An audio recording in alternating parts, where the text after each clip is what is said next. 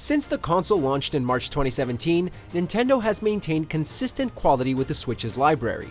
Breath of the Wild and Super Mario Odyssey took the world by storm, and while some lighter titles have satisfied our hunger for first-party titles, there hasn't been much reason to keep turning on the Switch. Well, at least for those of us who like to hide in a cave as we play our single-player games.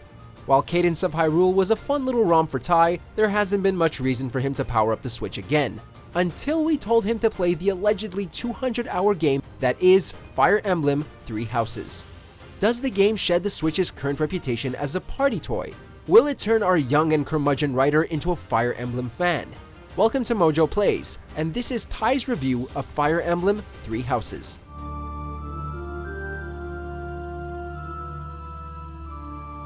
In Fire Emblem 3 Houses, you are a mercenary whom Nintendo defaultly names Byleth. But I hated that name, and decided to go against Nintendo's wishes by naming him Mojonas. Anyways, Mojonas is a mercenary who has been having strange dreams about a mysterious sleepy girl who wields magical time powers. In the middle of the night, he meets 3 students who need help getting rid of the bandits chasing him. I appreciate your help back there. Your skill is beyond question. After Mojonas impresses them with his ability to follow tutorials correctly, he finds himself taking a job as a professor for a school of knights and mages. It is at this point that the game makes its selection of a title obvious and gives you the choice of which house you'd like to teach. You can choose between the Black Eagles, the overly ambitious preppy kids that take everything a little too seriously, the Blue Lions, who reminded me more of Monty Python than the Knights of the Round Table they believe themselves to be, and the Golden Deer. Basically, the medieval version of the Breakfast Club with its oddball crew of jokesters, troublemakers, and nerds. Whereas most games would force you down the strictly linear path you selected, 3 Houses is upfront and honest about how crucial your choice actually is. You're quickly assured that no matter which house you choose, students from the other houses can be recruited through other means. Knowing this made my house selection much easier, feeling like a burden had been lifted off my shoulders. So, if you've been thinking long and hard about which house you're choosing, but don't want to miss the stories of characters you fancy, the decision won't be as difficult once you meet everyone. If you aren't familiar with the Fire Emblem games, this new entry from the tactical RPG series doesn't change much of its combat. Move your units around a gridded area while taking down enemies or making your way to a specific section of the board. Units can perform basic attacks, special attacks, or unleash battalions, earning XP after combat or healing allies. Speaking as someone who is still fairly new to Fire Emblem, my first experience was the mobile game, don't judge me. It did take a bit of time for me to understand how battalions, known as gambits, work, but I still managed to grasp the concept after a bit of practice. As a tactical RPG veteran, the biggest challenge for me was the level design, and there is no negative connotation to that. While it does a good job of starting you out with a couple of basic battlegrounds, 3 Houses quickly turned around and began throwing curveballs. It wasn't long before I was dealing with fields of molten lava or a labyrinth of teleporters. The game demands that you be observant of its layout and leaves you to figure out how to work the battlefield in your favor. Screw up too many times and you'll have to use Divine Pulse to rewind the fight back to where you think you messed up. There is a catch though, you can only use it a certain number of times. Mess up too frequently and you'll have to start the fight all over. 3 Houses will not tell you when or where you messed up either. You're gonna have to figure that out for yourself, and that's just fine by me. I'll give a game props for mental engagement over emotional engagement any day. If you think the game will be easy because it's a Nintendo game, you're living a lie. Level designs alone don't make 3 Houses challenging. The AI is going to give you a run for your money as well. On top of adapting to each unique layout, you'll have to observe your enemy's position. There were many times where I had to think about how to make fights easier for me. Should I finish off this weakling before I tackle the stronger enemy approaching me? Or do I rush him with 3 of my guys and just kill the weaker one when I counterattack him during his turn? How can I position my units to maximize the damage my battalion inflicts? Needless to say, there's a lot to factor in, and sometimes finishing off the closest enemy isn't the best way to waste your turn. You're really going to need to think about the order you play your units. Just for a quick side note, if this doesn't sound difficult to you, then might I suggest you play with the game's permadeath mode? In that campaign, any unit that dies on the battlefield is dead for the entire game.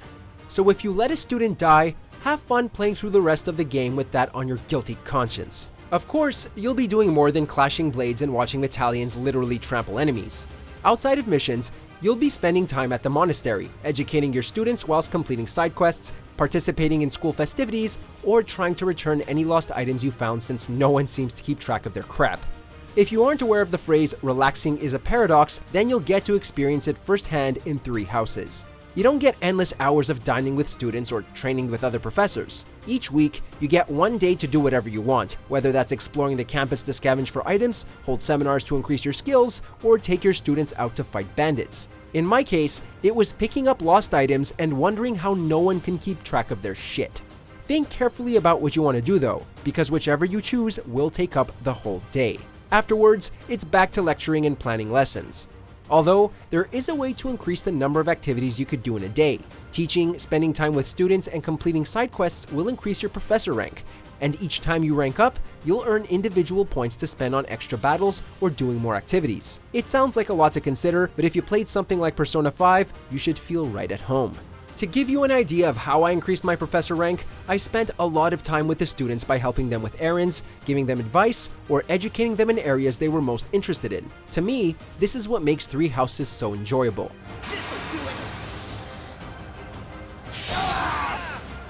Earlier in the review, I realized I may have degraded the characters, but those were my genuine first impressions. 20 hours later, and I'm legitimately interested in each character's story. Every character is fully fleshed out and brimming with personality, and the voice acting and writing really tie everything together. But when I see you at the monastery, studying with the others, it makes me wonder what kind of life you might have had without me. That's all.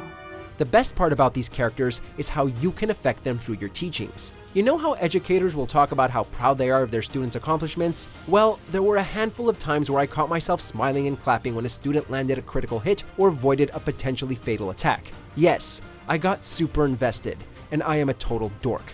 I also have no shame, so I have that going for me. In the end, this is a video game. NANI?!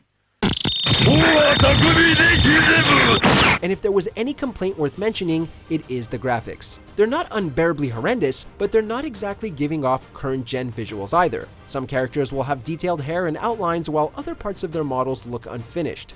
What was more baffling was how much better the game looked in handheld mode. I kept thinking I was playing the port of a cancelled 3DS game. I'm not one to care about visuals too much, but when I can see the pixels of a suit of armor contrasting with smooth and colorful hair, Three Houses is a hell of an eyesore. Do I dare rant about the stiff and genetic character animations, or the frame drops I endure whenever I strike an enemy? I know I just expressed some loud frustration over the visuals, but Fire Emblem Three Houses isn't a terrible game, not by any stretch of the imagination. I'm only about a quarter of the way in, and I've had a wonderful time with the game's well-written characters, deep combat mechanics, and how it subverts from most JRPGs with a high school setting. Three Houses has actually made me into a Fire Emblem fan, and it's made me feel a little guilty for giving the series a lot of crap over the years, particularly for its overwhelming presence in Smash Bros. Perhaps I'll go back and play some of the other Fire Emblem games, but for the time being, I'm glued to my Switch once more. In other words, goodbye friends and family. I'll see you in about 3 months when I emerge from my single-player cave once again. Do you agree with our picks? Check out this other recent clip from MojoPlays, and be sure to subscribe and ring the bell to be notified about our latest videos.